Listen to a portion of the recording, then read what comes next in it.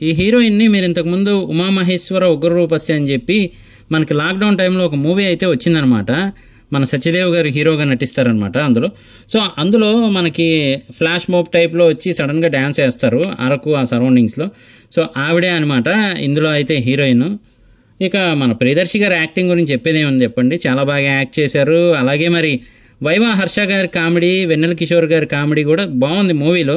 మనం ఈ మధ్యకాలంలో కమెడియన్స్ని అంతగా చూడట్లేదన్నమాట. అంటే హీరోసే మొత్తం కామెడీ చేసేస్తూ ఉన్నారు. కానీ ఒక సినిమాకి మెయిన్ పిల్లర్గా కమెడియన్స్ కూడా ముఖ్యమే అనే టైప్లో అయితే ప్రూవ్ చేశారనమాట మన వెన్నెల కిషోర్ గారు కానీ, అలాగే వైవా హర్ష గారు కానీ. అయితే మూవీ విషయానికి వస్తే మాత్రం స్టోరీ పరంగా అక్కడక్కడ మనకి ఫ్లాట్గా వెళ్తున్నట్టయితే అనిపిస్తూ ఉంటుందన్నమాట. అంటే మరీ బీభత్సంగా ఉన్నట్టయితే కాదు కానీ ఓకే చూడగలం, వన్ టైం వాచబుల్ అనే టైప్లో ఉంటుంది. కానీ అక్కడక్కడ 1-2 సీన్లు మాత్రం మనకు బోరింగ్గా అనిపిస్తూ ఉంటుంది. కేర్ ఆఫ్ కంచరపాలెం అని చెప్పి ఒక మూవీ వచ్చింది చూసారా, కొంచెం ఆ టైప్లో. అంటే మనకి ఎలా అంటే డిఫరెంట్ స్టోరీస్ టైప్లో చూపించి తీసుకొచ్చి ఎండ్ చేస్తూ ఉంటారు కదా. అంటే మొత్తం అందరూ ఒకరే అని కాదు కానీ ఆ టైప్లో కొంచెం అనిపిస్తూ ఉంటుందన్నమాట. అవసరాల శ్రీనివాస్ గారు, తనిఖీల భరణి గారు, ఇంకా మిగతా యాక్టర్స్ ఎవరు పర్ఫార్మెన్స్ అయితే వాళ్ళు బాగా ఇచ్చారు.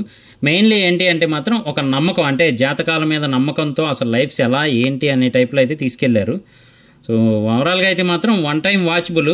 మరీ ఎక్సలెంట్ అని చెప్పలేము, మరీ డౌన్గా ఉందని చెప్పలేము. ఒక మంచి డీసెంట్ మూవీ అని చెప్పొచ్చు, యావరేజ్ మూవీ అని చెప్పొచ్చు.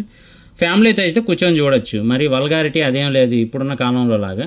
సో కుదిరితే ఒకసారి చూడడానికి ట్రై చేయండి. ఇది నా రివ్యూ మాత్రమే మూవీ చూసిన తర్వాత. మరి మూవీ చూసి వచ్చాక మీకేమనిపించింది అనేది కింద కామెంట్ చేయడం మర్చిపోకండి. అలాగే ఏ యాక్టర్ పర్ఫార్మెన్స్ బాగుందనేది కూడా కామెంట్ చేయండి. సో ఇది నా రివ్యూ. మళ్ళీ నెక్స్ట్ వీడియోలో కలుస్తాను. నేను మీ ప్రసాద్. Love you all.